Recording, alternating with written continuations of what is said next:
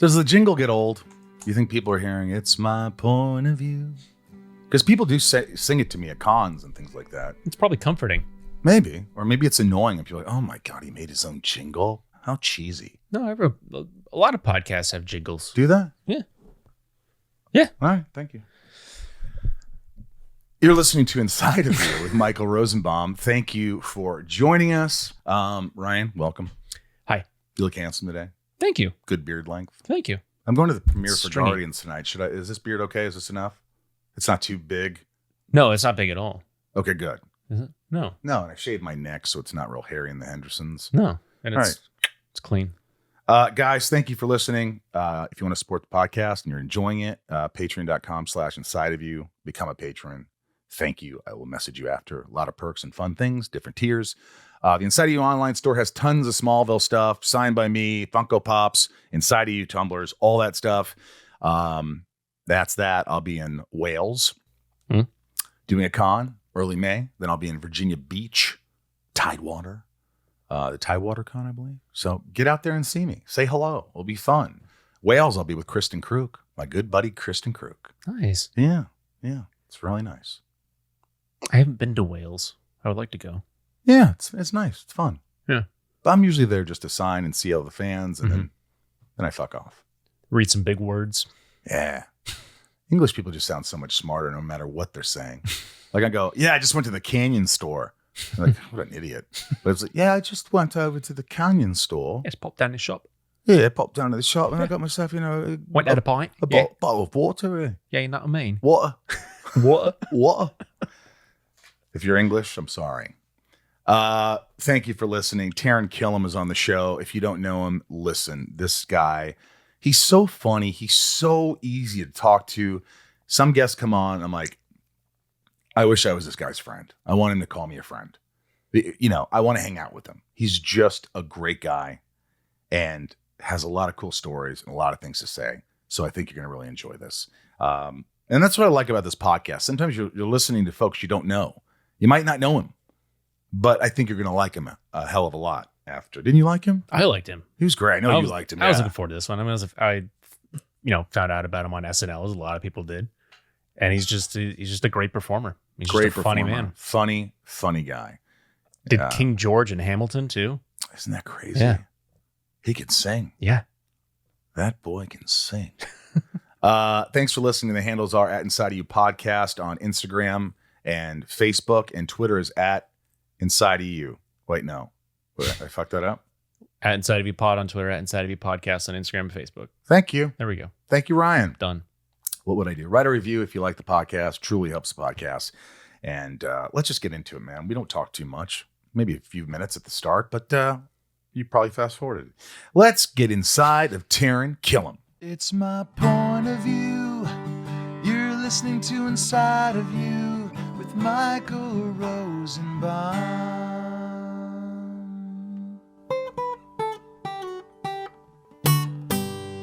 Inside of You with Michael Rosenbaum was not recorded in front of a live studio audience. Yeah. Every actor and their mother wanted to do a podcast. Yeah. And I was like, oh, shit. Because a lot of these guys are way more famous than me. Sure, a smart list pops up. It's called Smart. Smart list. Yeah. Smart list, right. And they, it's like they're all stars, and especially Bateman. For sure. So, for sure. And they know everybody. Yeah. So they can get the biggest guests.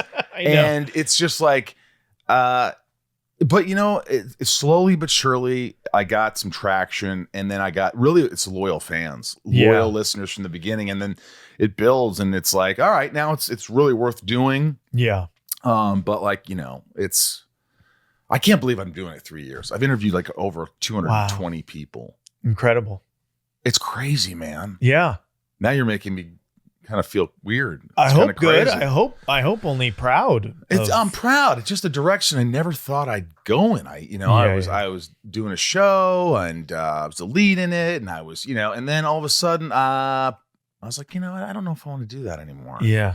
Yeah. And now I'm kind of like going, do I still want to do it? Maybe I do. It's just, I've been going through that. Yeah. But I like doing this. I like playing music. I mean, you're 40. Yes, sir. What were you going to say? You're going to say something. Well, just your voiceover career alone is prolific, in my opinion. You know what's funny about that? It's the hardest little clique to get into, and you've done a lot of voiceover work as well. Some, yeah. I feel I'm on the outskirts, but I love it. I love it. And it's hard to get into. What would happen is once my career started taking off with live action stuff, and I started doing like Smallville and movies and things, I kind of just didn't have time, and they forgot me. For the beginning of Smallville, I got more stuff like documentaries or things like that, and video games. And as of about 5 years ago, it just sort of stopped. Interesting. I still have to audition. Never works. I've auditioned for some big movies. Ryan's helped me put on. I've been very close. Ryan, we've been very close. Nearly there. Nearly there. Yeah, that was a lot of work for no reward. No reward. For me. There was no reward for you. No reward for me. It was upsetting. And then we had another one. Remember the Batman series? Yeah. You know, it was they were doing a new. Sorry, Peter Brady. I like it. They were doing. No, you're great, Peter. We all want to come to your party. No, but what was I saying? The Batman. Oh yeah, is that the auditioned for that one? No, it was J.J. Abrams and Bruce Timm who created Justice League. It got just axed. But you know, I remember going, call back with him and everybody, and I think my Batman was really good. I think I nailed that. I think they were really happy with Batman. Yeah, but the Bruce Wayne, I don't think they were happy with. I could tell. I was like, listen to me, Taran. Oh, yeah, what I want to tell you right now is that. And that was fine. That's hot. And then I was like, okay, look, man. And they're like, no. Then it is two voices. It was, I did some stuff, but R.I.P. Kevin Conroy. Well, he's the best of all. Yeah. God. Yeah. And that hurt. That one hurt. Yeah. It was a shock, man. It was a shock because I didn't know how sick Kevin Conroy was. For a while, though, I think. Yeah, he had stomach cancer. His niece was in Groundlings with me, and there was, of all the fun people who'd come by and see a show, the most giddy I got was getting to meet Kevin. Really? You got the... Yes. Oh, God. Hold on a second. He's excited because the jacuzzi guy's here. Oh, now I'm excited. Yeah, Hey, hey, God. 98 degrees, please. You just jumped into Will Not Ferrell just a good band. Hey, everybody. Get off the shed. Get that one. Get off the shed. It was the best. Have you had a lot of success? How do you deal with rejection, first of all? Have you always dealt with it the same way, or was early on it was tough, and then you kind of got used to it? I find it harder now, or I think maybe in my 30s it wore on me because I've been auditioning on and off since I was about 5 years old for a long time, and I easily made it to like 25 years. I made it 20 years going like, yeah, that's part of it. Sometimes you get it, sometimes you don't. No big deal. And now, and as time is fleeting and the sand drips through the hourglass, you're like, is this worth my time? And because like pretty early on, I cut out commercials. I found that pretty futile. I was like, I can't drive across town at 4 p.m. in the afternoon to sit in a room with 20 people who look, ish like me. Yeah. To go like, One more time. Yeah. Thank you, Taran. Okay, thanks so much. I get that, but what's funny is when I was auditioning for commercials, I had these fangs because I finally got them fixed. I got a retainer. Oh, okay. But I had these fangs and long hair, and I was like I was like in my early 20s in New York. Yeah. Nobody wanted to see me on camera. Really? Yeah, no one wanted to see me on camera. I guess I was like, oh my gosh, so I did a lot of voiceovers. Okay, not where I thought you were going to go with that. I thought you were going to be like, every chips or soda commercial was mine. Just because like of a distinct look and long hair. But that's interesting. I think the first thing I got was, bite the burst. Only burst gum. Freshened your mouth. Something awesome. Like, I think it was burst or like awesome. Trojan condoms. Yeah, I hear that. I know that. I don't know. I think I did a bunch of that stuff. That's great. But I was like doing a lot. I couldn't believe it. It's like, that I never thought I'd be doing voiceovers. And then I was doing off Broadway, not making any money and doing whatever I could. I know you've done Broadway. Mm-hmm. Hamilton. Yeah. It was. I don't know. You still don't really I know how, but that was the best. It was just, it felt like a contest winner. All right, we're gonna get into that, but Sure. go back to Rejection. Great. I got a rejection story that ties directly to you, kind of. Okay. And it really also is. It's the like fork in the road moment where I went from like actor, pilot season traditional street, to comedian. And the last thing that I tested for before I got Mad TV was Smallville. No. I went to the studio for Pete.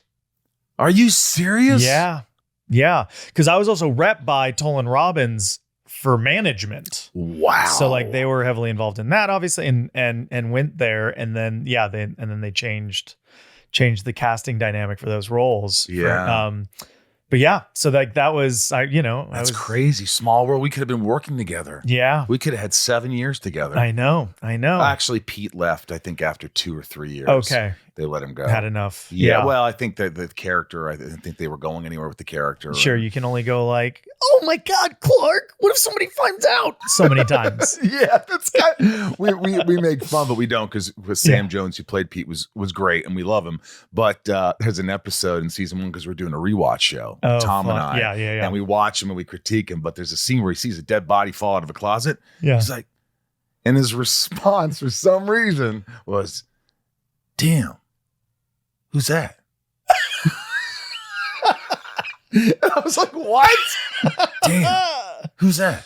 Yeah. I mean, like, that's what you do when a body falls out. That's what I didn't do in the audition. That's what you did. And that's why I was rejected. Oh, bastards. And then that rejection, led to something I thought I'd immediately get rejected for, which was like a sketch show. Because again, I was like a funny, smart ass class clown kind of guy, but no improv stand-up training at that point. Right. But just auditioned for Mad, and then that sent me down a Were you comedy surprised when you, what was your audition process like for Mad TV? pretty epic. Nicole Garcia was casting, and like I did a pre-read for her, and it was like just raw energy, and thankfully she was like, I like when you do this, you don't need to do that. And so she kind of gave me an edited version. Like she helped me shape it a bit.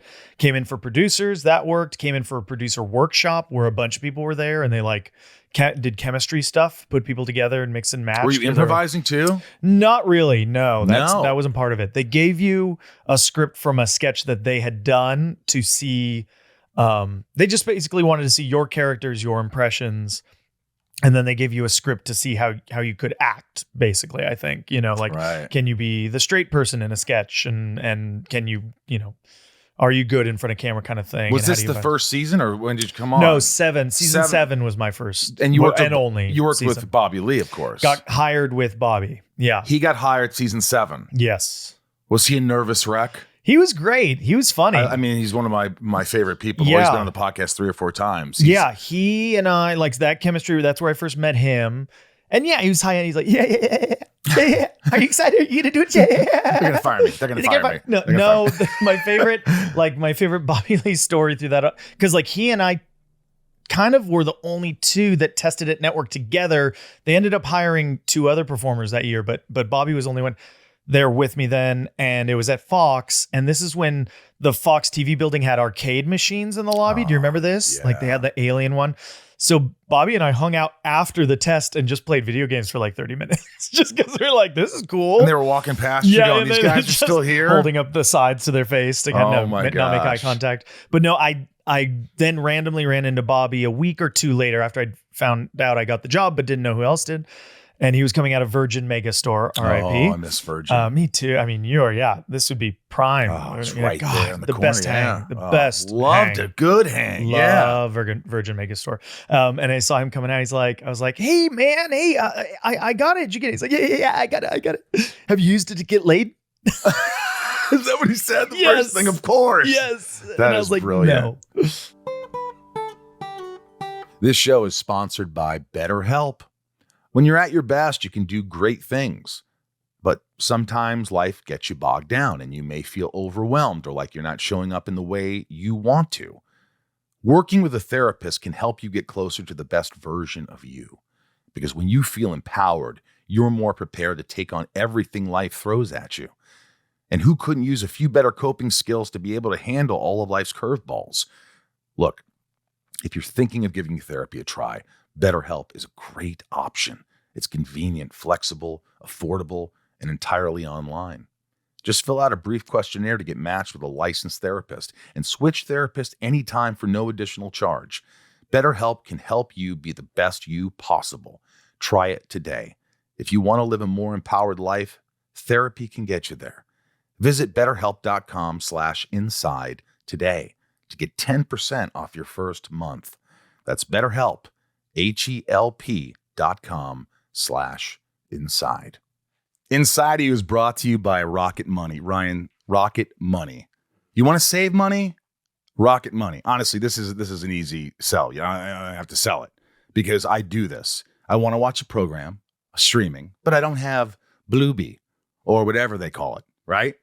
And so I go, oh, I'll just buy the subscription and I'll cancel it. But guess what happens, Ryan? You forget, and they keep charging. And all of a sudden, wow, that cost me $60 to watch the Dukes of Hazzard, whatever the hell you want to watch.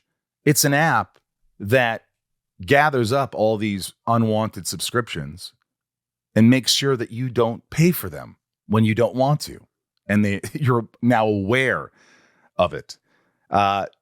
How much do subscriptions really cost? I think, most people think it's about $80 a month, right? That they might save $80, but you actually are closer to $200. So if you don't know how much money you're spending, Rocket Money is for you. Rocket Money is a personal finance app that finds and cancels your unwanted subscriptions, monitors your spendings, and helps you lower your bills all in one place. Over 80% of people have subscriptions they forgot about, and chances are you're one of them. Like that Stars app just to watch that one show, or that free gaming trial you never actually used. That's what I'm saying. Rocket Money will quickly and easily find your subscriptions for you. And for any you don't want to pay for anymore, you just hit cancel, and Rocket Money will cancel it for you. It is that easy, Ryan.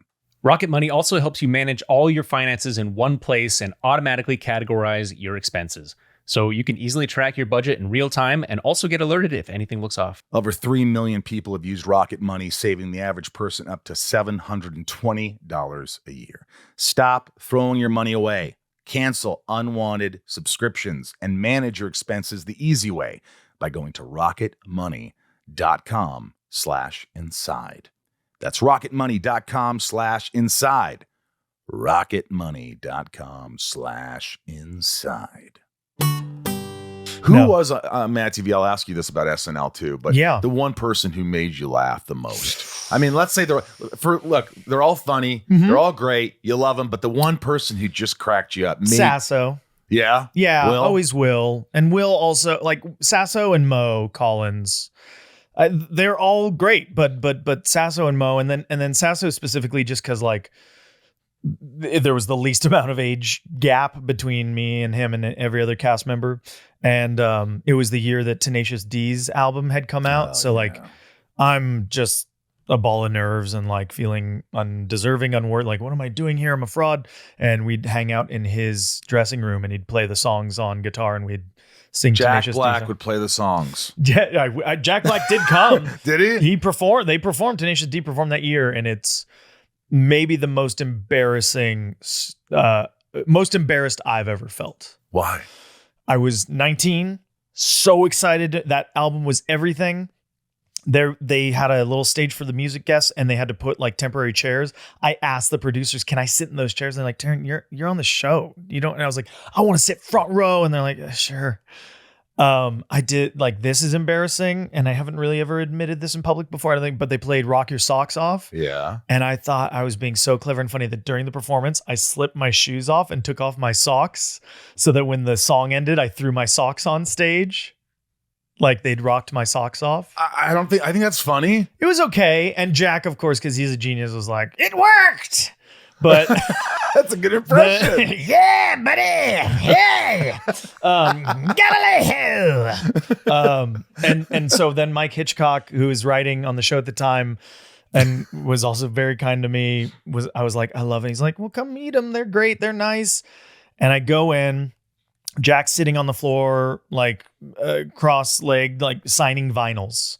And then Kyle Gass is there sitting on the couch talking to some friend, their managers in there. And Mike comes in and goes, "Hey, Jack, how are you?" And they know each other a little bit. And Jack's like, "Good to see you, buddy. How you doing?" And like, this is Taran. He's so excited to meet you. He's a huge fan. He's our newest cast member. He's only 19. Jack's like, 19 when I was your age, you know, and we're like, yeah, wow.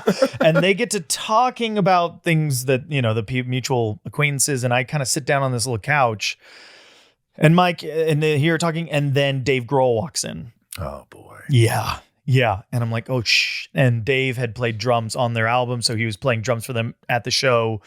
And I'm sitting on the couch and I'm just like, this is the drummer for Nirvana. I'm looking at the drummer for Nirvana. This is Foo Fighters, but this is the drummer of Nirvana. And they're talking. Everybody says hi.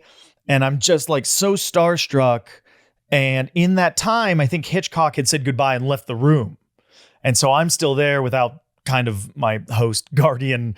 But I just want to watch all of it because I am kind of a fly on the wall. And Grohl sits next to me on this couch and he's catching up with their manager and their other friends and Kyle and I'm just sitting there and Dave Grohl goes, yeah, we're out at my place in Virginia. You know, it's great. You just got a lot of space and we do these barbecues and like the beef is so good there. We get these huge steaks and he can kind of tell that I'm like eavesdropping. So he looks over and like very kindly includes me and he's like, you know, like huge steaks.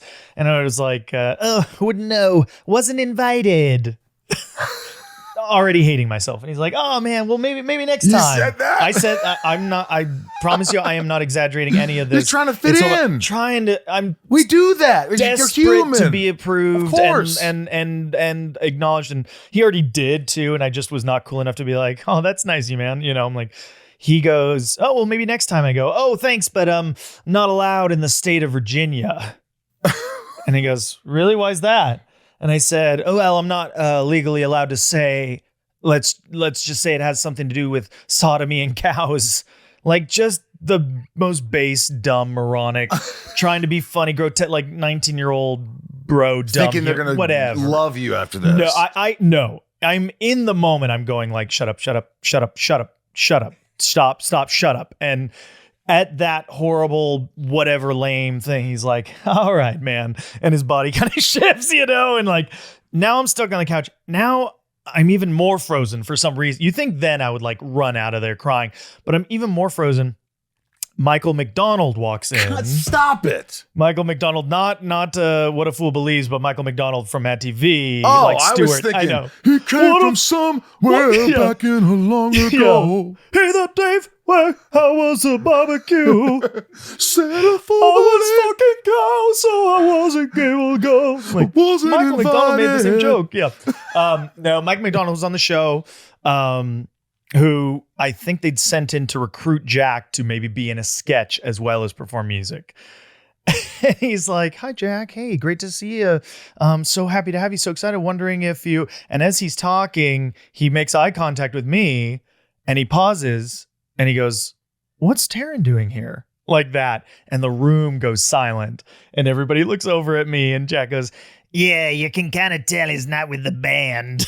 And everybody laughs. Oh my God. And at that I go, sorry, God. And I stand and I walk out of the room and just was like, were just you idiot. blushing? So hot all over Like, my I ruined body. it. You and blew then, it. And then like when, you know, Bobby and I, that first year, we didn't even have like a real dressing room. We were just in like a 2-banger trailer in an alleyway, you know? And so like I went there and I just like sat and just was like, what is wrong with you? Why couldn't you just be cool and nice and shut up? It's not in our nature. I do the same thing. Yeah. I remember I had done a movie and John Cusack was in it and I was at the Lakers game and it was like the chairman's room, you know, chairman's room at halftime. Yes. And I'm standing there having a drink and Sandra Bullock walks over to me and she goes, oh my God, you are hilarious. And I'm like, she couldn't have seen Sorority Boys. That tanked. That tanked. And she goes, and I go, well, thank you. She goes, Cribs on MTV. I go, oh, how you were so wonderful. just naturally funny. I just loved you on that. And I go, oh my God, thank you so much. And then I'm talking to her and Cusack comes by and he starts talking. He goes, hey, how you doing? Blah, blah, blah. And I'm just standing there and I'm like, I'm still a little starstruck. Yeah, of course. And I go, hey, we did Midnight in the Garden of Good and Evil together. And he goes, oh, yeah. And he just kind of like goes, oh, yeah, man, cool. I go, yeah, dude, you were great. You're great in that. I just couldn't keep my mouth shut. Nice. But I was excited. He saw the nervous energy. Sure, it just changed the dynamic. Of course. I felt out of place. And he turned to Sandra and they just started talking. And I felt like all of a sudden I disappeared. I was standing there. I was listening, but I was just like, yeah. And I walked away. Do you feel you've ever been the John in that situation? Because that's what I want to do. The cool guy who, the other guy, who's like you feel it and you have to shift out of it. Yeah, I'm not that I'm cool, but I've been talking to somebody who was in the industry that I knew that I was talking to, and someone just comes up and goes, "Hey," and you're just like, "Hey, how's it going?" I'm trying to be nice, and they just like. Yeah, and it's just kind of awkward. Yeah, and I don't know what to do. So I get it, but I'm like, I worked with you, dumbass. It's in my nature to then make that person the most comfortable. That's what I try to do too. I try to go, oh, cool. Yeah. Were you? Yeah. I try to ask him a couple questions. What is up with you? Yeah. Tell me everything. Yeah. Hold on, George Clooney. Yeah, but we don't want to talk to them. We pretend we do. Yeah. Well, yes, for sure. I mean, it's not like we don't know them. It'd be like anybody. Yeah. But I don't. Yeah, but it's not true. No. I think you're right. I think you're like, listen, gun to my head, do it. It's like, I'd like to talk to this person that I know and am comfortable with or whatever, have more shared experience with. But that is always drowned out by, I don't want anybody to feel bad. Yeah. I always feel like that too. I never want people to feel embarrassed or nervous. I'm really good. I'm really good at that. Really gauging that. And my mother is terrible about sensing a room. Yeah. She'll go into a room and won't know when to shut the F up. Yeah. And people will be like, oh my God. Where I'm like going, if I could tell if I say something, they're like, I'm like, hey, all right, I'm out. Or I just, you got to know when to stop. Yeah. Totally. But a lot of people don't. A lot of people they don't know when that. And in some ways that's an asset, I think. Yeah, I think it is too. It's like, it's not ignorance is bliss, but ignorance is power in some ways. You know what I mean? Because you'll stop when you've achieved what you need. Yeah. And it's not even at the expense of anything else because you're not even aware that someone else is being expended. Maybe it's a gift. Yeah. It's a gift maybe to go and not feel the embarrassment. Yes. Say, I don't give a shit. Yes. Maybe those are the people who really make it. Yeah. I'm knocking on that door. I'm saying hello to this guy. I don't give a shit. I'm going to be memorable. And no matter how much of an ass you appear to be, you don't give a shit. I'm absent of shame. Yeah. Do you get embarrassed easily? No, not anymore. Not after that Tenacious D conversation. I get embarrassed. It's usually intelligence wise. Oh yeah. If somebody asks something or they say, oh, blah, blah, blah, and I don't know the answer, or I went blank, I'm just like, oh my God, I should know that. How are you that stupid? Interesting. So there was It's from childhood. It's from childhood. Yeah. Absolutely. I understand that. But I like watching people. I like observing people. And like early on in my 20s or something, I couldn't even tell you who it was. But like, I was like, because then that thing. And someone was like, I don't know what that is. And the power of that, of like, wait, I have the knowledge, but you're making me feel wrong for referencing something. That's incredible that I took that on. So in those instances of like, like blah, blah, blah, blah, haven't read that. I don't know it. Like there's such a confident power. There is a power to say, in honesty. Call me an idiot. It's just honesty. Yeah, exactly. If like, don't know it yet. It happened 2 nights ago. I had horror movie night and I had friends over. And this is kind of a funny analogy or example. But we're sitting there and somebody goes, the glory hole. And I go, what is a glory hole? Oh. And they like go, Rosenbaum, shut up. You know what a glory hole is. I go, is it the vagina? It's like the glory hole? Okay. You're in the glory hole? Yeah. And they're like, no. Everybody was like stunned. They couldn't believe. And I get it, but I was like, I never got it. And he goes, well, there's this horror movie called Glorious, and in the movie, there's a bathroom stall, and there's a hole in it. And I go, I watched it. They go, yeah, that's a glory hole. And I go, oh, I'm You surprised guys knew what a glory hole was. we did. So like in See, I an felt- effort of honesty, I felt dumb. I am surprised, but then at the same time, isn't it interesting that you need to feel bad for not knowing? What a horrible thing that is. Yes. Yeah. And maybe I'm most frustrated that about you're anything a pig. is that it was called Glorious and not Gory Hole Yeah. for a horror movie. That's what it should have been I'm called. supposed to know that Glorious connects to Glory Hole Thank you. when there is a Academy Award winning movie called Glory that I promise you has very little to do with Glory Revolutionary War, I holes. believe. Civil, I Oh, think. one of them. Right? Yeah, I think so. Oh, this is great. God. Anyway, Let's pitch Gory Hole. Inside of You is brought to you by Wondery. Gabrielle Union strived for the perfection her father always demanded. But as a dark-skinned black girl, she never felt like she was enough. Even the Rich is a podcast from Wondery that tells the jaw-dropping stories about the tumultuous lives of the world's elite, from the greatest family dynasties to pop culture superstars. Their newest season is all about the teen movie icon Gabrielle Union. After spending her childhood trying to assimilate and breaking into a historically racist industry, Gabrielle thought her success meant someone else had to fail. But when she's faced with hard choices beyond her control, she realizes that the only way to find real success is to come together and build community. Host Brooke and Arisha will take you through her life, how she shook off her need for perfection, found her true self, and created the life she always wanted. Follow Even the Rich wherever you get your podcasts. You can listen ad-free on Amazon Music or Wondery app. This podcast is brought to you by Dove Men Plus Care. Guys, do you get distracted during the day thinking about your underarms sweating or itching or emitting an odor? Ugh. Do those thoughts keep you from showing care when it counts?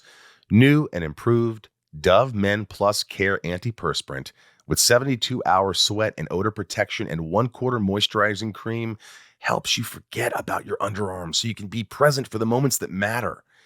Don't let underarm insecurities keep you at arm's distance from the ones you care about.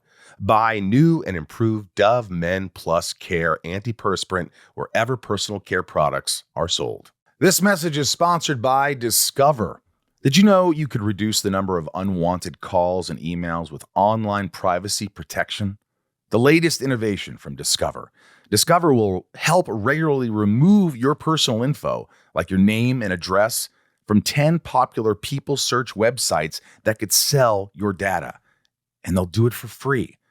Activate in the Discover app. See terms and learn more at discover.com/online privacy protection. You do impressions. Yes, sir. How many impressions do you have that you can bam? Less and less because I don't consider myself an impressionist. Like I'm a copycat. I'm a mimic. I can hear something and replicate I can kind it. of do that too. Yeah. And the skill set of like finding a hook or finding what makes that person funny kind of thing, like that is an earned skill, I guess. But otherwise, I'm just like, just make noises. It's not that big a deal, I could, if you like, I could do 10 probably like that. I go like name some that you're really great Jack at. Black. People love my That Jack we Black. just saw the Jack Black. We love that. Who else? Christoph Waltz. I like doing that. Oh. That was like, Hello, it's very good to be here, Michael, on your podcast that you are doing because you are very knowledgeable. Yes, I am going to learn that. yeah, That is great. It's a fun one. That's a fun Would one. he smile? it's sort of through the jaw. Through the because jaw. we Yeah, are Michael, it's so running- great to It's see. like a roller like a coaster, roller where coaster. you slowly go up and then you are falling down. Yes. Wow. Yeah. You know what I used to do is like X gets a square. Yeah, Paul Lynde. Paul Lynde. It's a great one. Yeah. Yeah. What, Hey, Charlotte. Let's I know him see? from Charlotte. Yeah, Nailed Charlotte's it. Web. Yeah. Charlotte, it says scrumptious. I don't know if we could say this. Did I say this on the air before? When somebody told me that a kid was running up and down the aisle first class in a plane, and Paul Lynde finally gets up and turns to the kid's mother and goes, "If your son comes running by me again, I'm gonna fuck him." I mean, that's what he said. Supposedly, it's not. I think you can keep that. That's what he said. It was a different time. Different time. Who else? I really like doing Brad Pitt, and you do ones that no one does. that's always what I tried to do, and it comes from wanting to be him. And there's this scene in Seven where he and Morgan Freeman are at the bar, and he goes, I don't think you're quitting because you believe that. I think you want to believe that because you're quitting. You want me to say, yeah, it's fucked. The world is fucked. We should all go live in a fucking log cabin. But I don't agree with you. I do not. Thanks for the beer. But It's amazing. If you look at you, you see the ticks. I can see it. Yeah. The way he does that. Yeah. It's like that. Yeah. So mine very quickly became this. Duh! And the duh comes from 12 Monkeys, which is like, you want to escape. That's sane. That's very sane. Monkey. Get out of my chair. Duh! And he does like a lot of that. God. But I mean, I just love it. He's my movie star. He's like my number one movie I love star. Brad Pitt. Yes. Does Cobie, your lovely wife, who was on Smallville. I know. That's another thing where I'm like, oh, maybe we were always supposed to meet, because if I'd gotten Pete, then we would have met shooting in Vancouver. Yeah, we'd do it that would have whole happened game. anyway. Yeah. But does she love when you do impressions? I don't think she cares. Which one does she like if she had to do? What is she like? Her support of me is like omnipresent. Like I never don't feel supported, loved, or appreciated. Whatever you do. But she, yeah. Does she love you even, or does she pretend well when you've done something where you know it wasn't funny, where it bombed? It's like you're not funny, and she's honest with you? No, she doesn't do that. Like maybe like I'm like, okay, give me feedback. She'll be like, I love it. You're great. Like she's that. She's so supportive. She wouldn't be like, she wouldn't like tell you if you weren't good. Yeah, she'd be like, no. Yeah. What if you're pitching something instead of it's already on screen? She is. I don't know that I would do that for an impression, but she's certainly like the first person I take ideas for script shows, of course, she's things. a great actress. Yeah, like, and I do think she's very discerning and very helpful with that. But no, she's like thumbs up on all things except my football passion. She's the kind of Rams. Like, you love the Rams. Love the Rams. You were happy last year. I was the most happy one last year, and now I'm this year. not quite last place happy. I think the Patriot fans. Sorry if you're Patriot fans. By the way, the Giants beat them both in both the Super Bowls. Yeah. Anywho, they're one of the best franchises ever. Tom Brady's the best quarterback in history. But I think that no one wants to see the winners keep winning. I'm always the one that if you pick me on a softball team or a flag football team, or I want to be the underdogs. I want to come back and beat you, or at least I don't want to be the ones that like are always winning. I don't. So it's almost like you guys won. Have a few losing seasons. Yeah. I have to subscribe to that. Your mom, complete change. Here we go. Non sequitur. Shit. How did I offend you? We're gonna get back to impressions and stuff, but because I want to know more of the impressions. But I read this, and if it's true, I love it. She toured with Charlie Daniels Band. She was a backup singer for Charlie Daniels on tour. Do you know a lot of their songs? Not a ton. Devil went down to Georgia. Okay, if I said the line, Granny, does your dog bite? No child, no. Okay. That's what he says. Did you know that? No. Granny, does your dog bite? No child, no. Yeah. Granny, okay. does your dog bite? No. I listened to that part of the song 60 times on a cassette tape to hear what they were saying. I love those kinds of things. I love, what the hell did they just say? And then it lasts forever. Like, hush, hush, eye to eye.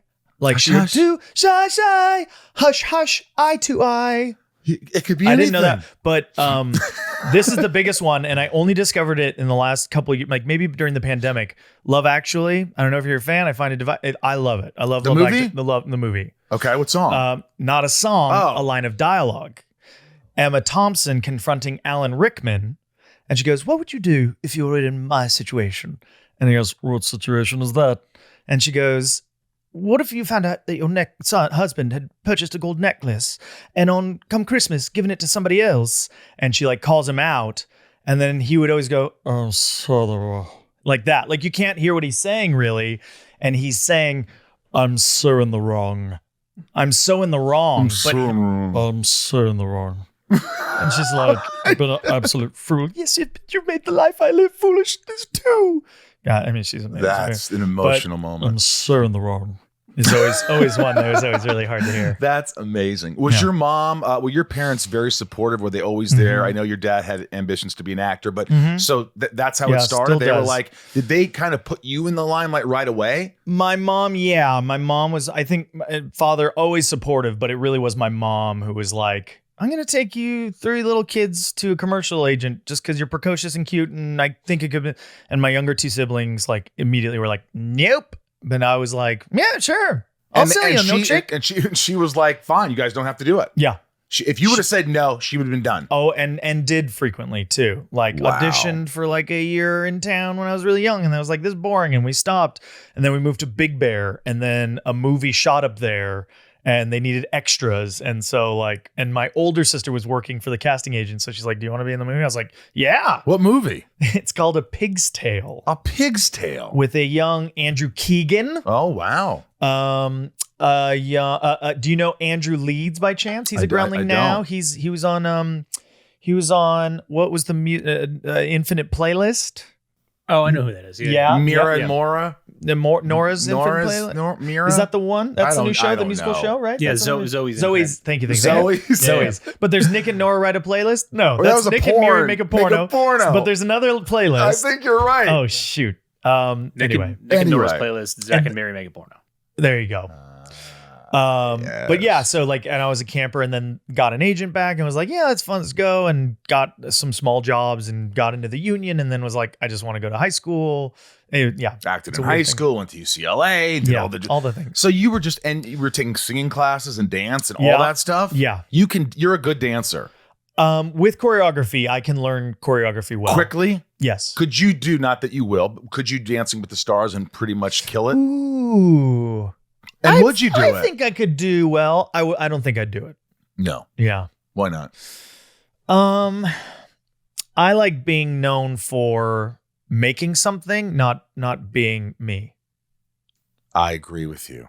I don't mind being a host of something. Yep. I don't mind, like, I may do this thing where I'm sort of like a host on the road doing something. You're shining a light on work that you like. Yeah, like interesting things. Yes. That's different. Yes. But like, and now Michael Rosenbaum will do the yes. what 1 step, 2 step. It's why I don't do stand up. I don't think I don't have the connection or the drive I don't feel fed by me going like, you know what I think about anything. right. That doesn't, but you know, I saw Batman when I was 7 years old. Michael Keaton. Yes. Yeah, of course. And Kevin Conroy. the muggers are looking through the wallet and he drops down behind the smoke.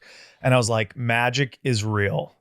And I want to be involved in making things that don't exist feel real and then later feel funny, feel magical, feel emotional.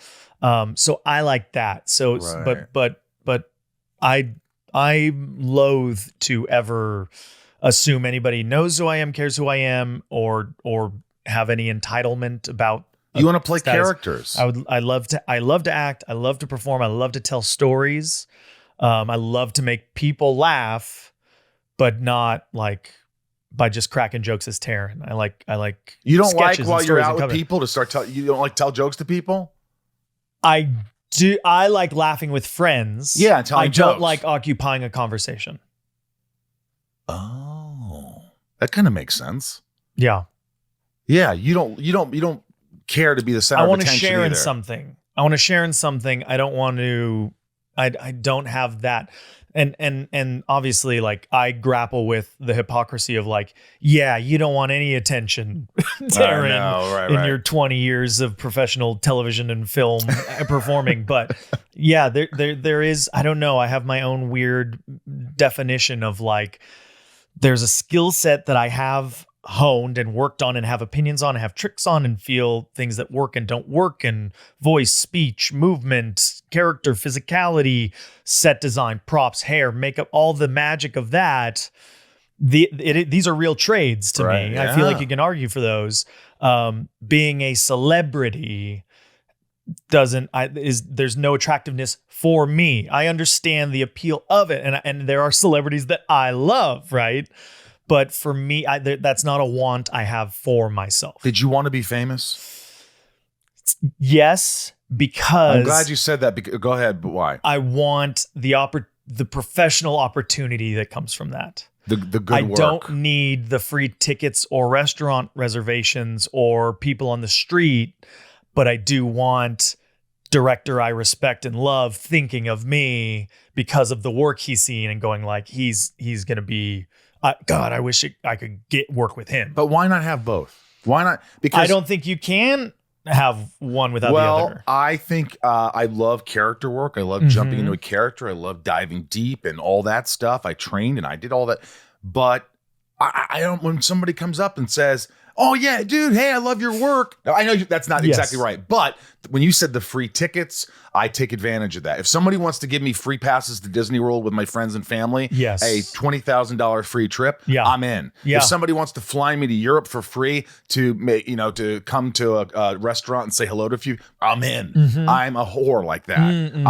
I'm cool with that because I feel like, wow, this may go away tomorrow. Totally. So yeah, and I'm also a bit of a ham. I like that kind of thing. Yeah. But go ahead. Well, no, I mean, like for me, I used the status that I'd achieved through my career to become a Club 33 member, right? Like Disneyland, like that. But that is like, I also like have to pay for it. There's an earned thing about it. And listen, that's not to say that I've never benefited from the free stuff, but that is by no means the drive for me whatsoever. It's very low. And quite honestly, I still do. If I'm given a free Mexico vacation, there has never been a better tipper in all of history. Of course. You know what I mean? Because that's just a good person. All right. That's just a good man, a good human being. I never understood. I've always been a big tipper. I've always wanted to go above and beyond. I want people to just feel appreciated because they are. And again, like to use your example of, hey man, I love your work on the street. Like there is nothing more flattering. And I also have a very good comprehension that like you are the lifeblood. You coming up and saying I like that is the only reason I'm allowed to do what I love doing and live very privileged because of that. But you don't need it. You don't have to have it. No, it's I don't walk out expecting it. I don't, you know what I mean? That is a very different thing. Like that is someone who wants celebrity is like the entitlement of people should know, the do you know who I am energy. I operate from you probably don't know who I am. Yes, I do too. I think that I forget all about it until someone says, "Hey," and I snap at him. I go, "Oh yeah, I guess I was that guy." Yeah, totally. That's how I go to the mall. I'm hanging out with my friends. I want to go to the food court. I want to sit in the chair at Brookstone. I just want to be a regular person. And sometimes people see me and it snaps me out of it, but I go right back into being me. Totally. I'm able to do that now. I think there was a part of me when I got more fame that it was happening more often, that it was hard. I was always recognized. I was bald. I stuck out like a sore thumb. And I kind of like, I was always in it because people were always talking to me. Yeah. So it's hard to go back into. What did you feel? Was there a distinction in the existence for you, like in Vancouver from June till March versus when you'd come home, more or less then? Like traveling, I find when I'm in small towns is where people are like, what the hell are you doing here? Yeah, small towns for sure. Yeah. Vancouver, it was really... Were they like used to it? Because you're also up there so much. And I feel like at that point in Vancouver, that was like the jewel production, really. You know what I mean? No one really bothered me. Every once in a while, somebody'd say, "Hey," but I think that's what saved me and saved a lot of the actors on the show. Is that 10 months a year we were away from everybody. We were away from the Sunset Strip and the clubs and all these things. I don't know what I'd do. I was a young guy and I was lost and I was immature. I'm still immature. I don't know what I would have done. I think I'm responsible. I have a good head on my shoulders, but I think it was for the better. I'm thankful that I was away doing those things. A distraction was good. Now I want to film hopefully here so I could have my home and my doggy and my friends. I don't really want to leave. I'm dealing with that right now. It's like we film in Toronto. We feel like, ooh, Toronto. Yeah. I don't know. Yeah. The material isn't that good. You know? But I understand. I understand. You're one of those guys who you want to create. You want to become a character. You want to you love what you do. You love the craft. I could see that. Yeah. You love working. Yes. Do you think that your confidence level has, because I could answer this question, and that's why I asked this, because I feel like my confidence level has sort of lessened, gone down a little bit over the years. Sure. As I get older and older. I don't know why, because when I was young, I was sort of that guy that we talked about earlier that comes up and is like, hey, what's going on? Hey, I don't care. I'm here. I'm going to make it. I'm a star. Yes. And then something, it's still that I could approachable. But something, I don't know if I just got tired of it or if I just got, I don't know what it is. But I think I know what you're saying, and I think my answer is yes. I think my arrogant confidence has diminished significantly, and that's not to poo-poo that. I think arrogant confidence is necessary to handle the rejection, which is where you started. To go like, no, I'm great. No, I'll do it fine. I could do it better. I'm the best one for that. There has to be some of that to do what we do. Yeah, there does. Like you're just in nature, in the nature of entertainment, the entertainment business of show. Everybody who participates somewhere in some way and however they define it for themselves is like, I'm worth looking at. Yeah. You know what I mean? Like, I'm worth listening to. So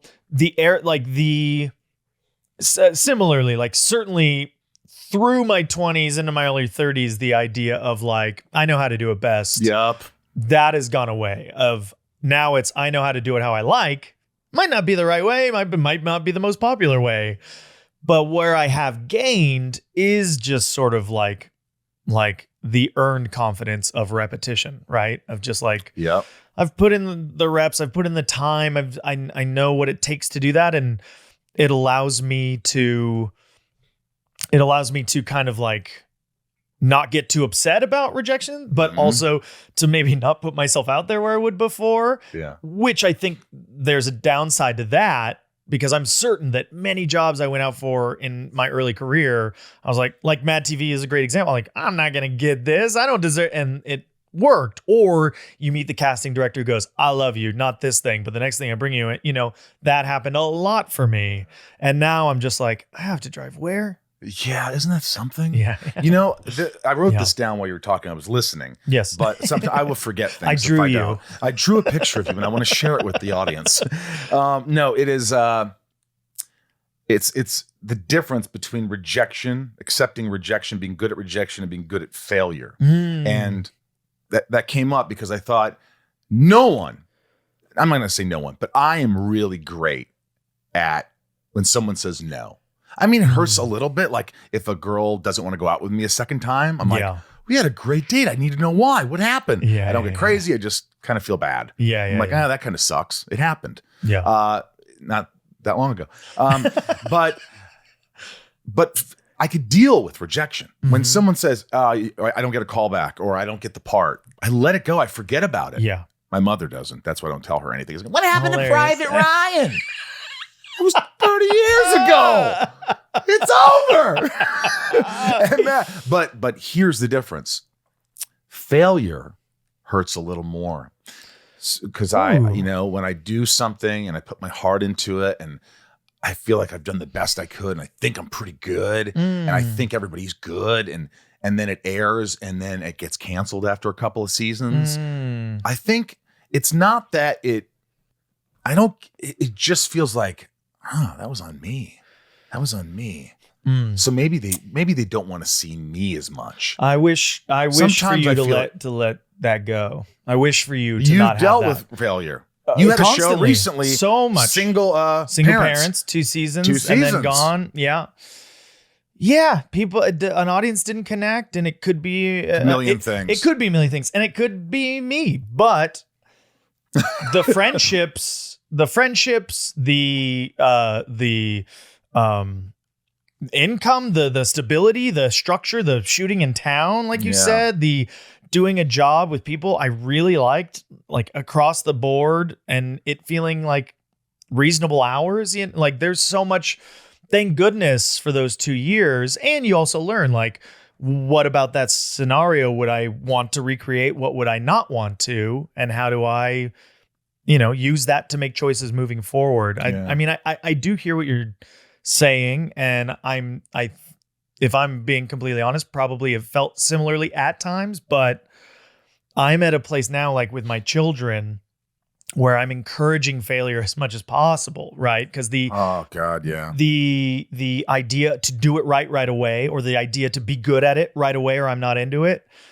I want my daughters to have exposure and have access to as many passions, skills, subjects as possible, but to understand it will take time, effort, putting in reps, putting in the hours to get better at it. That nobody starts perfect, right? No, and perfect is not a non-existent thing anyway, but nobody starts as a master of something. You have to earn that. And I bet I'm 100% confident no one became a master without ever failing once. I agree with you. And probably the masters failed more than anybody else and just didn't let the idea that it was them get in their way. I think it took me a long time. I think I was lucky in the sense that I started acting and immediately I was funny and people liked me and I started getting cast and everything and things just took off. Yeah. And after we got that retainer. Hell yeah. It's funny because I remember my manager that day on set, he goes, "Hey, I really think you should fix your teeth." I go, "Whoa, what?" He goes, "Listen, it's character. It's fine. You're a good looking guy. Your teeth are crooked. And I think if you straighten them out, you get leading roles." So I said, fuck it. Put on a retainer. 6 months later, I started getting lead roles. Boom. It worked. Wow. But that failure didn't happen till late. And then once I felt like I failed, like I can't do it. I hear what you're saying. Yeah. I wish I would have experienced more failure at a young age. Sure. Because I just didn't. I mean, family failure. I mean, tons of dysfunction, tons of failure that matters. You're not smart. I got boatloads. Yeah, you're not smart. You're not this. So maybe that was like, felt like failure. I was a failure. So maybe there's that. But anyway, that's interesting. Here's also maybe a life hack, maybe a cheat, maybe a shortcut. Because certainly I get down on I go like, why is this not happening enough? Why is there not more of whatever? Look around you, like look around and look at the world and immediately go like, oh, I'm so lucky. You have to. I'm so fortuitous. I'm so lucky. Like that alone really sort of holds me in check. And that's really like, I feel that comes from Cobie, who's maybe the most grounded person I've ever met. She seems it. She goes in every Wednesday. She goes and works at a soup kitchen just because she does it every week. Oh my God. And that's been her since I met her. So it's that of like, what really matters? What's real? What matters? What will we remember? What is our rosebud on the deathbed kind of thing, Yeah. Because how many times do you see those Instagram things or hear about, we interviewed 5,000 old people on their deathbeds and here's what the one thing they regret. Yeah. I worked too much. Or I didn't laugh enough. Or I didn't travel enough. I didn't get the Ed Burns part in Saving Private Ryan. I did get a call back for that. That's dope. I thought I was going to get it. And Good Will Hunting. Great. Yeah, didn't get that. Matt Damon got it. He wrote it. No, it wasn't for that part. But a lot of big parts where I was like, oh my God, I didn't get that. But I was always good with that, not getting parts. Yeah. You know what's funny is this is flying by, and I really haven't. I want to. Do you have to leave? I eventually. Well, eventually, I have a family. I said an hour, so we have like 10 minutes, but maybe 15. Yes. Yeah. Definitely. I don't know what it is. I just really like talking to you. Likewise. This is so easy. This has kind of been in the works for a while. And I'm so glad you emailed me back and said, hey. Yeah. And you were like, you did. And then I saw you, funny enough, at Dave Dusmalchin. Yeah. His party. I think it's Cusack. I think it's Cusack. Dave Cusack. But we saw each other there, and you were with Cobie, Yeah. and you were dressed up as werewolves. Yeah, I was like a wolf man. She was a vampiress. Vampiress, right? Yeah, and yeah, it was yeah. awesome. And you're like, hey, it's Taran. I I'm like, loved it. Oh my God, I don't It recognize was meant you. to be. It was the one of that serendipitous things. Yeah, it was awesome. Yeah. I want to get just a little bit into SNL. That was Sure. that was a harder audition, right? Yeah, it's probably the hardest audition I've ever done. How many times you go in I had to do the test 3 times. in front of Lauren? Yeah. 3 times in front of Lauren. Yes, And sir. how long does this take? 5 minutes? The actual audition Yeah. itself? Yeah, you don't want to go too far past between 5 and 7 minutes, I think is probably the ideal. Once you're over 10 minutes, unless you're something super special, it's kind of like, Right. You didn't get it. And what'd you do? A lot of different things. When he first saw me, and he had come to the Groundlings to see Nassim, because I think Tina Fey recommended her to Lorne, so he came to the Sunday Company. We were performing there. He came to a show. He flew 4 of us out. I did, I forget because of the 3 ones, but I always did at least 2 or 3 original pieces, characters, either like characters from sketches I did at Groundlings or like dumb, silly bits that I'd come up with.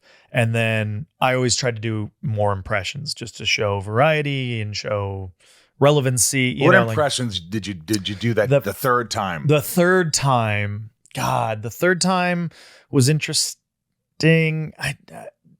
I think like I threw Brad in there. I maybe did Michael Cera. Michael Cera, quickly yeah. do a Cera. Oh, this is so great. Just a bunch of guys sort of hanging out and just podding it up. Talking about fanship and sort of what inspires you. I guess at the end of the day, that's sort of the most important part, right? That's great. Okay, Yep. so you did Cera. At one point, I did Dr. Claw from Inspector Gadget having phone sex with Paul Giamatti. Oh my God, what is that? Which is like, Okay, I guess I put my hand on your thigh. Yes, more. Okay, I take it out. I spit on it. Yes, I'll get you, Giamatti. Oh my it's just something God. dumb like that. Oh my God. Like I think I did Seth Rogen at one point. I certainly did Jack Black at one point. I did Tom Hanks, which is like, well, you've gotta be kidding me. It's not great, but you I definitely can get the see it. essence of it. Did you think you were going to get it after that third audition? You're like, Well, I kind of, after Mad TV, because I only did really like just over half of a season there, I was asked back, but like at a reduced thing, and my reps were like, don't do it. And I was like, oh, okay. And I was like, why did I do that? And they weren't paying you well there. No way. they were paying me $3,000 more a week than when I got SNL 10 years later. So I made more on Mad TV per week than what I started getting paid at SNL. You know, That's crazy. that's Quickly, Yes. the Atkinson, Jebediah Atkinson. Yeah. He introduced me to that. Oh, cool. And that is Okay. fucking funny as That was shit. that was fun to do. I mean, good Lord. And of course, the sloppy swish like Yeah, went Mo viral and crazy. Yeah. The people ever come up to you and say, can you do the sloppy swish? They like that. They That's do. a good one. Yes. People It's- like that. And they also, we did, and this was not like on the show, but Robin was a musical guest and we recreated the Call Your Girlfriend video in our office. And that went viral. people really Fallon love had that. you on, right? Did Fallon? Maybe a couple times. I don't Yeah. think for that. I don't know if for that. But I don't know. wow. Do you But that think was of these fun. things a lot? I mean, on your own? Like, do they just come to you? Mo Kiki was me. Mo Kiki. To be fair, like doing the Robin thing was also actually Sarah Schneider, who ended up being head writer for a year, and then she created the other 2, Mhm. which was really funny. If you haven't watched it. She created that with Chris Kelly. Sarah was the one because I was obsessed with that song, and I would interrupt people, knowing that Robin was coming the following week. I'd go into people's offices and like turn the video on and be like, how great is this? Dance party? And they'd be like, we're trying to get out of our office. But Sarah was the one like, you should just try to recreate that video in your office. And I said, I'm stealing that. I'm doing it. Yes. Were you intimidated being Yes. on SNL? Every day, Yes. did you feel intimidated? SNL for me. It wasn't fun, was it? Going in there every day. Sometimes it was the most fun. It really was. And Mad TV helped me because going into SNL, like I would say the first 2 years, I knew to just like appreciate every day, sit in the pocket, do good work, put your best foot forward, and but understand this is there are seniors and you're a freshman, and understand that. SNL was really kind of the first time where it made me a level of insecure I had not experienced before. Like I'd certainly always had healthy insecurity, but SNL for me, and having done some work since I was off of it, I've sort of realized I cared so much what everybody thought of me because I loved that job and I loved that place, and everybody was so funny and so smart. And by the end of it, it put me in I was not my best self, in that I was just really, it turned me into a pessimist, and I would not have described myself that way before that job. And it broke you down a little bit. Yeah. Yeah. By the end of it, it was also like having to it's a young person's show. It's a show that I think wants all of you and kind of deserves all of you. That's the best way to do it, is that like, you're there as much as you can be, and you're available for everything. And then when on the off weeks, you're hanging out with everybody and you're planning trips to Europe, Costa Rica, whatever, you're bonding. And I just by nature, by having a child, by being, having a fiance at that point, I was like a clock in, clock out kind of guy. And by the time my family moved out there, for the first 4 seasons, I was flying back and forth. And so I'd be out there, I'd do the job. I could let it consume me. And then I'd come back and there was some adjustment stuff that was tough. But then once my family was out there, it's like, I got to get to the winter concert. I put so much time in this. My time is now more precious to me. Which is true, but also like not true for the rest of the show. You know what I mean? So yeah. It's a tricky thing, but the friends I made there, the experiences I had there, like I will never have a job as special or that I have more pride about, because it was the dream job. Like that is, speaking about failure. Oh my God. That is, and I think probably will forever be the biggest success of my life, is setting out and going like, I have a shot at this. If I train and I put myself to be in the right place at the right time as often as possible, I have a good shot at it. And it worked. And worked. Were you in a sense relieved when they didn't renew your contract? Yes. You were like, good. Yes. Did they know you didn't want to come back? Yes. They knew. So it was a mutual thing. It was still like messy and, lacking of clarity or respect and all that. But I was not taken by surprise by any means. Did Lauren call you and say, no, I just want to say that you were great? No. Nothing like that. Nope. It's not in his nature to do that. Sometimes, but I think by that point, our relationship was a little, we just did not have that closeness at that point. Who is the funniest person on SNL at the time, in your opinion? At the time, the person who made me laugh the hardest when I was there, Tim Robinson. Tim Robinson. Mm-hmm. He cracked you up more than anybody. He was on the cast for a year, and then he wrote for basically the rest of the time I was there. And he and Zach Cannon, who he wrote a majority of stuff with and created I Think You Should Leave, made me laugh the hardest. The people, yeah. Are you still close with him? I haven't talked to him in a while, but I love him and he's great. I'm very close with Bobby. I'm very close with Vanessa, very close with Jay, kind of like the class that I came in with. That's who I'm. You produced, scripted, directed, starred in the comic hitman film Killing Gunther. Yes. Which 2017? Yeah.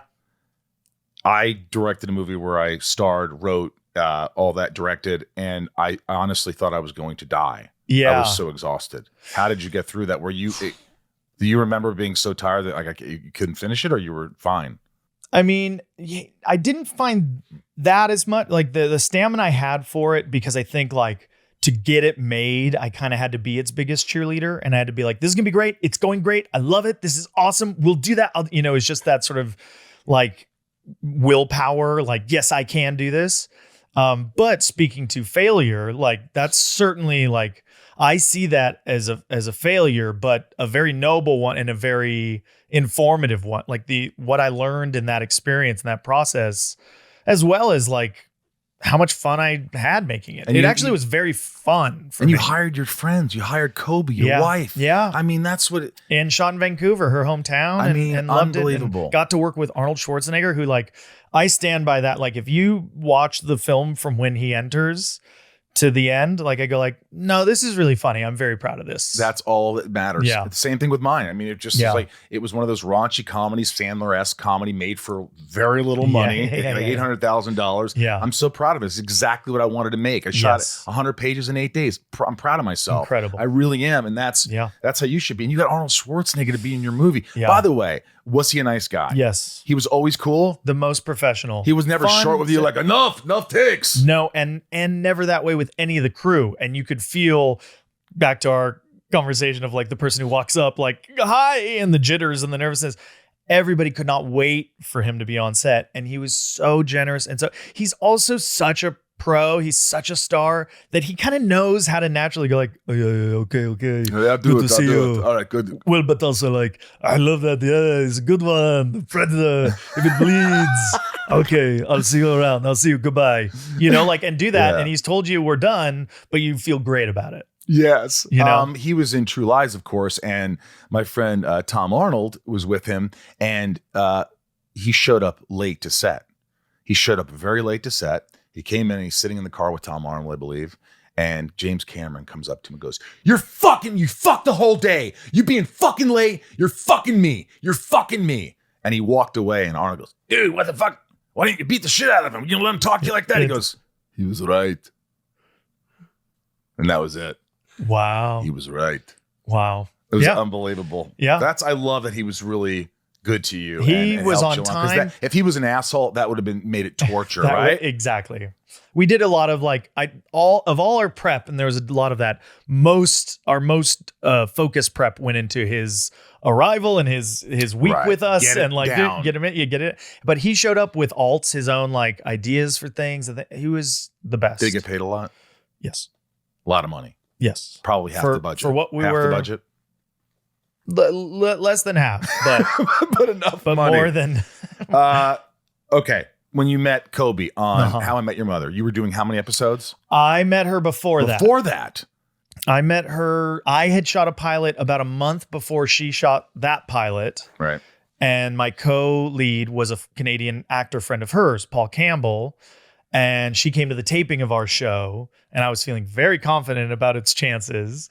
And David Janelari was like, this Yeah, is definitely love going to him. happen. Old WB was like, this is great. It's my favorite of the season. And then she and I met there, hung out at a birthday party a month later. And she's like, yeah, I'm starting this pilot next week myself. And I'm like, yeah, well, good luck with that. You know? Yeah. One of the biggest shows. Yeah, 9 years later. And no, but we hit it off. Our first date was like the night after her pilot table read. Like we went out for a date, it went very well. And she's like, I like you, but just know I'm going to focus on Did you shooting make the out pilot. the first night? We kissed the first You night. kid, it was a nice kiss. It was a really nice kiss. Yeah. Do you remember driving home going, I want to marry this girl? No. Or I really like this we girl? were 22 when we met, but certainly jittery, excited, all the butterflies. Like a year into our relationship, I broke up with her only because I had like a young man freak out where I'm like, I We can't all be get done. it. We all get I it. can't be done. I'm only 23, 24. This can't be it. I broke up with her for 2 days. And then 48 said- hours less, drove over to her house crying and going like, I'm sorry. And that I was just- it. Well, I just promised her, I said, here's what I was. I didn't want to be done having sex with different people for the rest of my life. That's a stupid reason to break up. And I promise you, if I don't want to lose this, that because it feels too good. You know what I mean? I don't want to lose something because it feels too like it could be great forever. So if you give me a second chance, I will act like it's going to be forever, and I won't look for the out or the other, and I will work on that. That is the most fucking honest response. That I Yeah. just want to have sex with other people, and that was my reason. I Yeah. had that, and I lost the girl. Yeah. I had that where I realized it, but it was too late. I remember calling her saying, I've been thinking about this, and I just miss you so much, and this is it, and I'm an idiot, and I knew that I kept thinking about it. I missed her, Yeah. and then I tried to get back with her, and she had gone back to her ex. And then a shitstorm happened for a year where it was just like, Oh no. so it didn't work out. Yeah, Now I'm she's sorry. married with 2 kids, and I love her to death, and we're really good friends. And Okay. she's an amazing human being. But I'm glad it worked out for you. I kept the window short. I didn't You- waffle 2 days, too long. 48 hours. It's yeah. too long. Beyond She's that. seeing someone else. She's falling in love. All right, this is really quick. Okay. Shit talking with Taran Killam. Great. These are my patrons. They're rapid fire. Great. They are the top tiers. Join patreon.com/inside of you. You guys help the podcast more than you know. I appreciate you. Top tiers, Super Sam. I was so excited when my son started watching Nature Cat and I Aw. heard your voice. Was that an SNL project? So many great SNL voices in that show. Thank you so much. Where I have to go after this is a Nature Cat recording session. Really? Yeah, that's what I go to after this. I think David and Adam Rudman, who are brothers that created the show, love SNL, and so they got SNL people to do it. But it happened very organically, and it's such a great, sweet show that I'm very proud to be Quickly, part the of. voice of Nature Cat. Tally ho! Hi, I'm Fred, the house cat, or better known as Nature Cat. He could just pop in like that. I love it.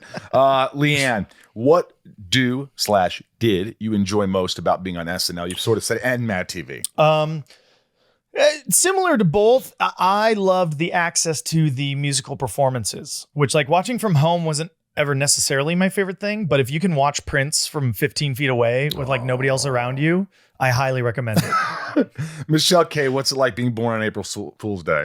Pretty good. I've only been like fooled once, and it wasn't that funny. I went to an arts high school, and like all the drama kids thought they'd get me really good, so they created this drama where my carpool, like my friend Sarah, who's like my buddy, my carpool, that she had gotten pregnant and was freaking out and didn't know and was in tears and sobbing, and it was dramatic. And then they're like, "I got you, yeah, right." And I was like, okay.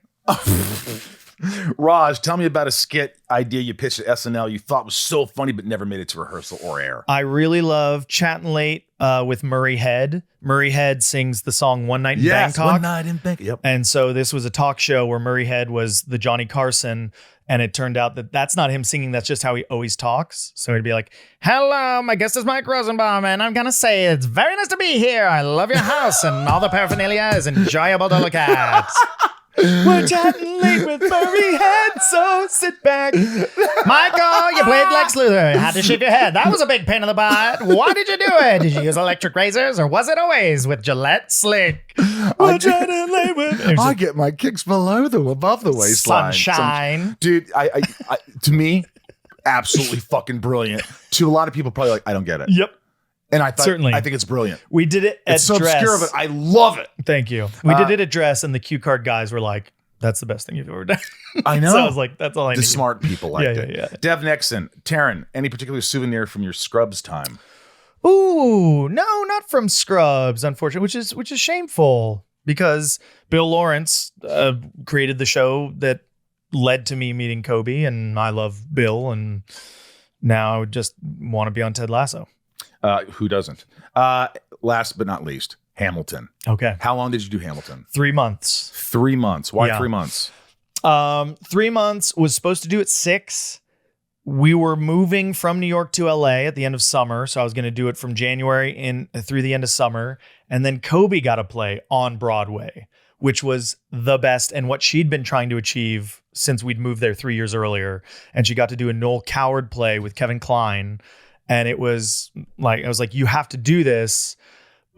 And we overlapped for about a month, which was great because we had built-in day dates, like between the matinee and show of Wednesday and the matinee and show of Saturday. We'd go on these dates, and it was like one of the most magical crossovers of personal professional for us ever.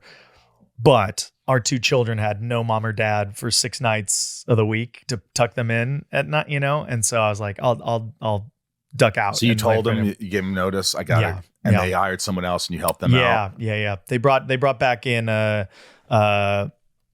Brian James Darcy. Brian James Darcy. Thank you. Who had originally done it the public before Groff even. You did 8 shows a week? Mm-hmm. Were you exhausted? No, I was the king. So it was like I did 10 minutes of stage time, singing the same song But 3 you times. loved it. It was the most fulfilled and joyful experience ever. Really? Yeah. That's one The that best. you'll never forget. Ever. And you do it again. Yeah, in a heartbeat. As soon as my girls are launched into the world, I think both Cobie and I would like to migrate back east and see if we can jump back in if they'll have us again. But like I was so excited, I was such a fan about it that I would run to the other side of the stage when I was off stage and go up to like they had a rehearsal room because they'd like do a sing through for the understudies and swings. And I just like go up and listen. They're like, "What are you doing here?" And I'm like, "I just love being a part of the show." And so like they gave me an award when I left that said most social king. You're an anomaly. Yeah, you yeah. are an anomaly. What's next? Anything? I'm working on the Pylon for Prime Video. Every Wednesday we do a comedy show about this week in football, which is I'm loving, and we do it every week. And it's to promote Thursday Night Football on Prime. But Wow. we're the lunatics are running the asylum and we're doing it. We did a Sondheim opening the other day. This most recent episode is my co-host Sarah Tiana. We did So funny. I love Sarah. She's Tell the her I best. said hello. I will. I definitely She's great. will. The women took over the NFL, like all things female, which it's really good and funny, and I'm proud of it. And doing that, and then I'm in a movie that comes out next May called River Wild. It's a remake of the Meryl Streep movie. Really? Yeah. The River Wild. Yeah. Was it fun? It was really fun. We shot in Hungary and Slovakia and Bosnia. Who's in it? Adam Brody, Leighton Meester, myself. Wow. Yeah. Good for you, man. Yeah, What's your thanks. handle? What's the Instagram handle? Instagram is at Tarzan No Z because that's how I tell people to spell my name. Tarzan No Z. Follow him. He's brilliant. I can't thank you enough. This is You already have. No. this is Just thank truly you. amazing. Oh, good. Ah. Yeah, this is a joy. It was really a joy. Did you have fun, Yeah. Ryan? Oh my God, yeah. I mean, so informational. I mean, I could have talked to you forever. This is the Yeah, same. This is the longest podcast I've done all year. Oh, And it's an shit. hour and 10. Oh, God. Sorry. You should be. Thanks, buddy. Thank you. Bye. All right. What can you say? Love that guy. Truly enjoyed. I remember certain guests, and I remember just his smile, Mhm. his energy, Mhm. his natural ability to be funny without trying. Mhm. Few possess that. Sharply dressed too. Yeah. Looks, what's the word? Swanky? Swanky?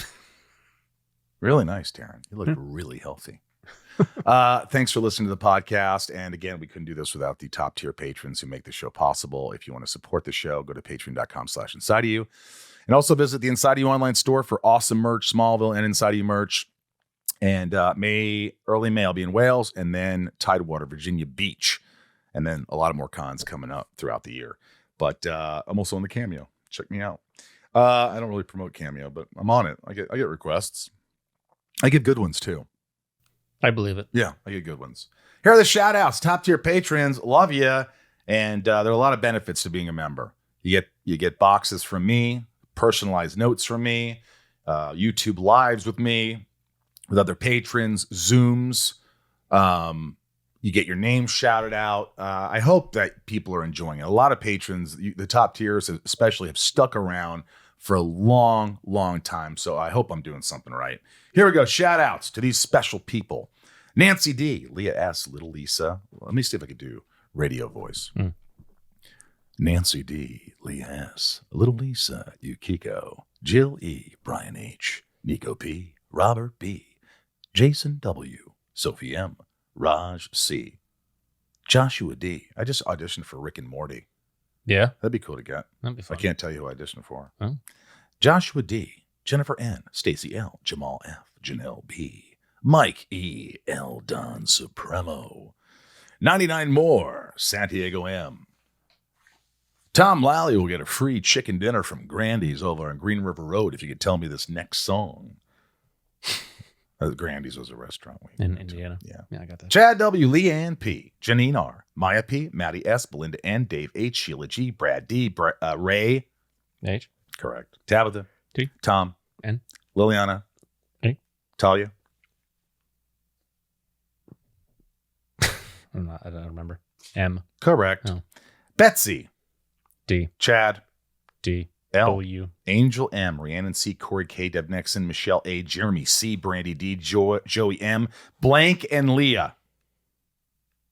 Eugene. Correct. You I do never the said other- that. no, I Jesus. did. Corey, Heather. L. Yes, you know Locklear. Jake.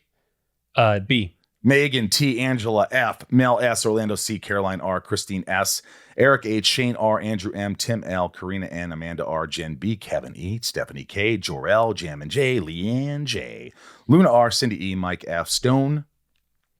Gossard. No, Stone. Henge. Correct. Stone H. H. Miss S, Brian L, Katie B, Aaron R. Hello, Aaron and Katie. Kendall L. House J, Meredith I, Charlene C, Kara C, Mary R, Sheena L, Jessica B, Kyle F, Marisol P, Esteban G, Kaylee J, Megan K, Mickey L, and Brian A. Love you guys. Thank you for listening today. Couldn't do it without you. And from Michael Rosenbaum here in the Hollywood Hills of California. I'm also Ryan Tez. I'm here too. We love you. Ryan, say it. Yep, there it is. Be good to yourselves. Be good to yourself.